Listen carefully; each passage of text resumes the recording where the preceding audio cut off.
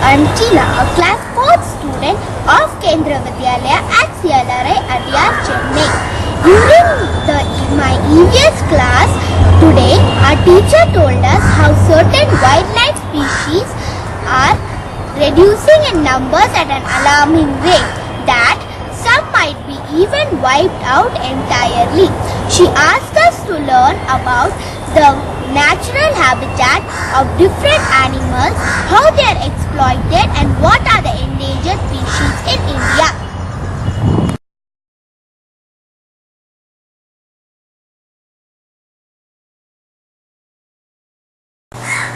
Eager to know more about this issue, I tried various sources to collect information as told by our teacher, and I take this opportunity to place before you our project titled An Endangered Existence.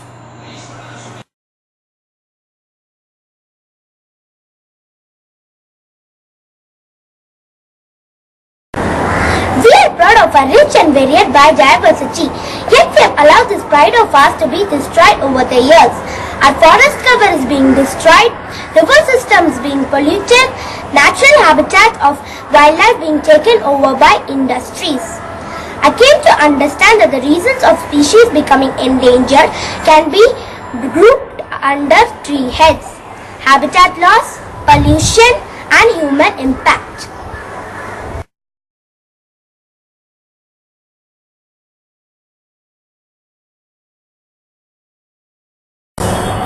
Having collected the required information, I also wanted to know the measures taken by the government to protect these endangered species.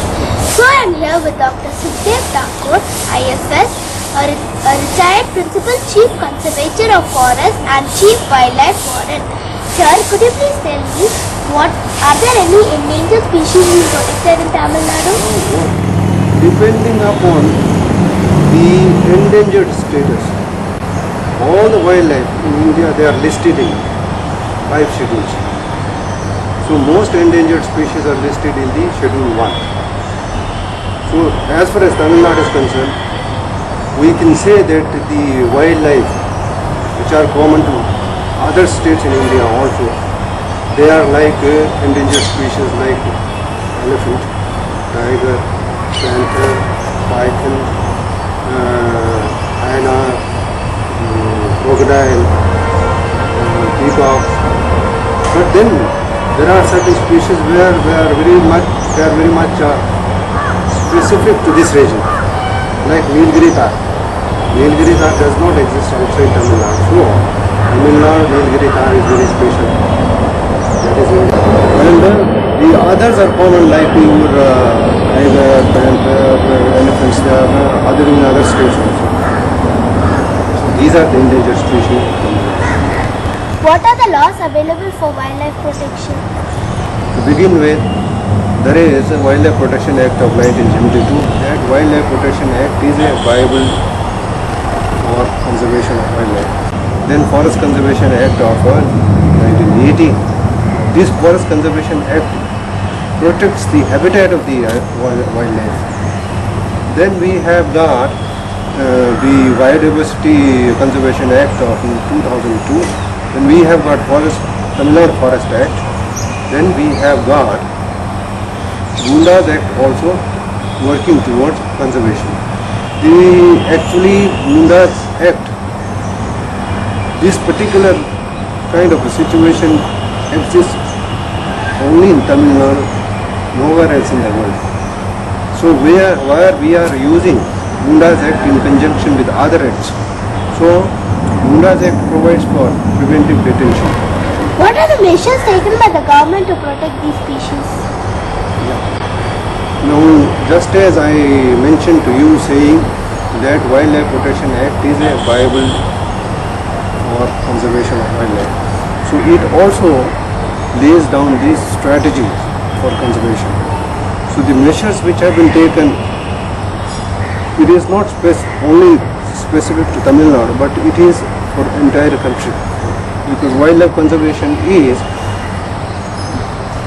uniformly done throughout the country. country, and it is not left to the individual states to entirely manage their or conserve their wildlife according to their individual preferences. It is not like that.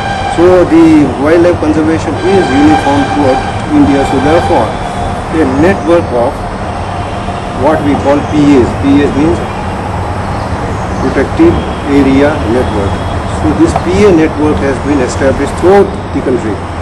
Under the PA network, we have national parks, wildlife sanctuaries, tiger reserves, and then what we call is conservation reserves and community reserves.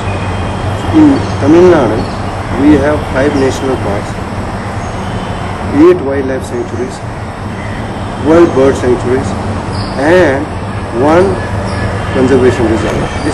What are the schemes available for wildlife protection? Now, just as I said, wildlife conservation is actually centrally guided effort. Therefore, entire funding for wildlife conservation or wildlife schemes comes from central government.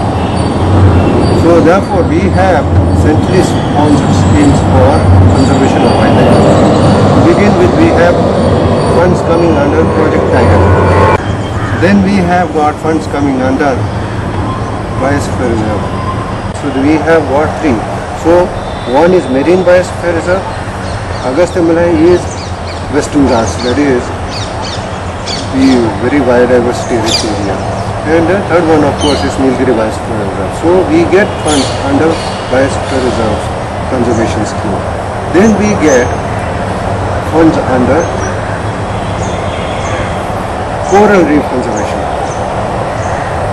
And also funds under Mangrove Conservation. So these are the schemes which are being operated, which go to benefit the wildlife and wildlife conservation. How effective is the wildlife conservation program? Just as I mentioned in the beginning, we have got strongest laws available in this world. So therefore, as far as statutory support is concerned, it is very strong statutory the support is available to wildlife conservation. As far as Tamil Nadu goes, the conservation effort has been very good. So the Tamil Nadu government's efforts of wildlife conservation have been good compared to so many other states, because as far as the poaching incidents, etc., they are more frequent in other states compared to what happens in Tamil Nadu. Tamil Nadu, the poaching incidents are very few. So I would say, as far as laws are concerned, they are strong, but implementation is the key to the conservation. And Tamil Nadu, as far as Tamil Nadu is concerned, implementation Tamil Nadu has been satisfactory. I would say good. Yeah, the implementation laws have been quite effective. Tamil Nadu is only one state where we have used Gunda's Act in one such case in Tirunelveli. So even preventive detention we have done, which is first time happening anywhere in the world. Thank you, sir. Thank you.